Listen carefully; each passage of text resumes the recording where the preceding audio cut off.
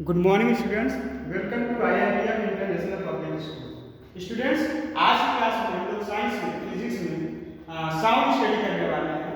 और साउंड में हम लोगों ने अभी तक वेव स्टडी कर लिया है। दो तरीके की वेव भी हम लोगों ने स्टडी कर लिया है। दैट इज फर्स्ट क्या था उसमें longitudinal and second one transverse wave.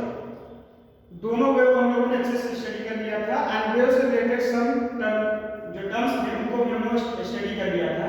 इसके बाद आज की क्लास में हम लोग साउंड के बारे में हम लोग स्टडी करने वाले हैं। What is sound?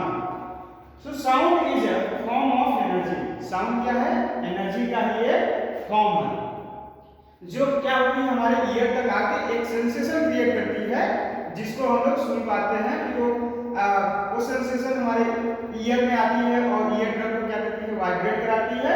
फिर आगे सिग्नल हमारे माइंड तक जाता है, जिसको हम लोग फील कर पाते हैं कि ये साउंड है।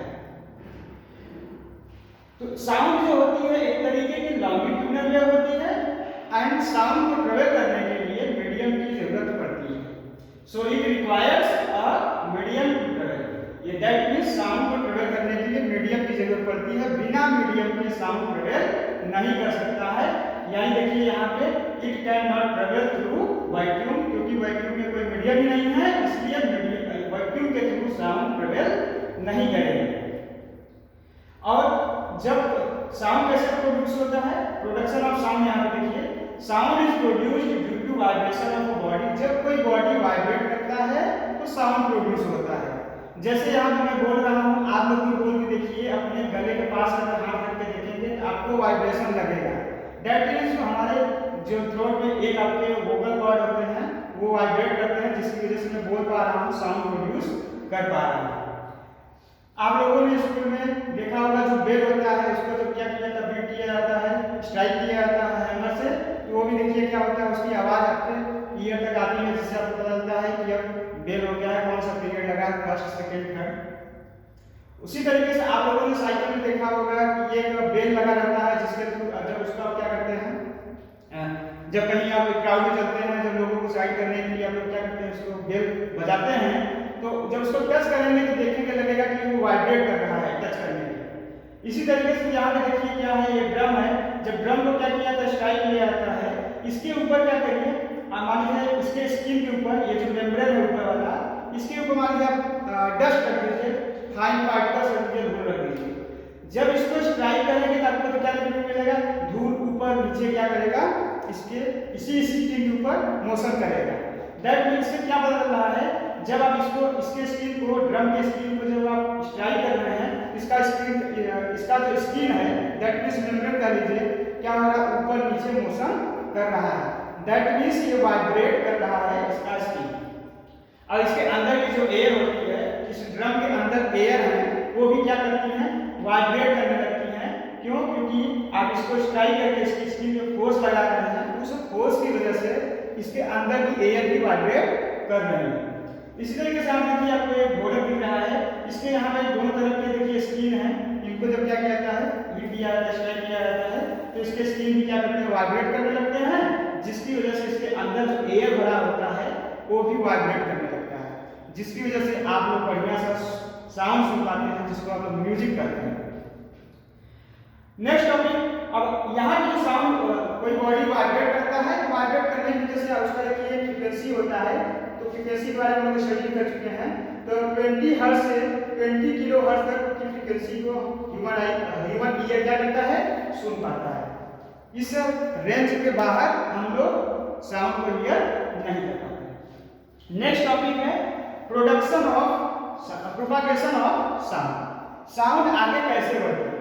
जैसे यहाँ पे एग्जांपल देखिए क्या दिया है, यहाँ पे एक सोर्स ऑफ साउंड है। मान लीजिए कोई भी सोर्स ऑफ साउंड, मान लीजिए म्यूजिक साउंड ही है। यहाँ से साउंड क्या हो रहा है? वो प्रोड्यूस कर रहा है, जो भी सोर्स ऑफ साउंड है। तो यहाँ पे इसके सराउंडिंग में क्या हो रहा है? ढेर सारी एयर की लेयर को क्या करता है? ये फोर्स लगाता है। फॉर एग्जाम्पल यहाँ पे देखिए, यहाँ पे मैंने 4 पर्सन बना रखा है। मान लीजिए ये सभी क्या है? एक लाइन में खड़े हुए। जब मान लीजिए ये डिस्टर्ब हो, धक्का मारे इधर, इन सभी अपने आप को, अपने पड़ोसी को धक्का मारेगा मेमोरी को, तो क्या होगा? ये इस पर फोर्स लगाएगा। फोर्स लगाने की वजह से ये डिस्टर्ब होगा, ये भी क्या करेगा अपने पोजीशन इधर इधर से घूमने लगेगा, मोशन करने लगेगा।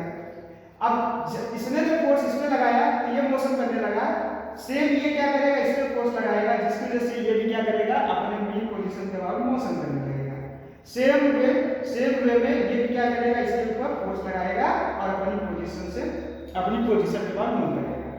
एक चीज आप देख रहे होंगे कि सभी पर्सन क्या कर रहे हैं अपनी पोजीशन के अबाउट मोशन कर रहे हैं, लेकिन अपनी पोजीशन को यहाँ पे कोई चेंज नहीं कर रहा है। सेम वे में यहाँ पे जब सोर्स ऑफ साउंड प्रोड्यूस करता है, दैट मींस कि अपने जस्ट नेबरिंग वाली एयर पार्टिकल को, एयर के जो मॉलिक्यूल्स होते हैं उसको फोर्स लगाता है। फोर्स लगाने की वजह से क्या होगा, अगला जो एयर मॉलिक्यूल होगा, समझ लीजिए यहाँ पे एक एयर मॉलिक्यूल यहाँ है, जब इस पे फोर्स लगाया तो इसके जो नेबरिंग है इस पे ये फोर्स लगाएगा, ये भी क्या करेगा अपनी मीन पोजीशन की इधर उधर मोशन करने लगेगा। ये क्या करेगा फिर अगले पे फोर्स लगाएगा, ये भी क्या करेगा मोशन करने लगेगा। इस तरीके से आप देख रहे हैं कि एनर्जी का ट्रांसफर एक जगह से दूसरी जगह हो रहा है, बट पार्टिकल अपनी पोजीशन को चेंज नहीं कर रहे हैं, यहाँ पे केवल एनर्जी आगे ट्रांसफर हो रही है।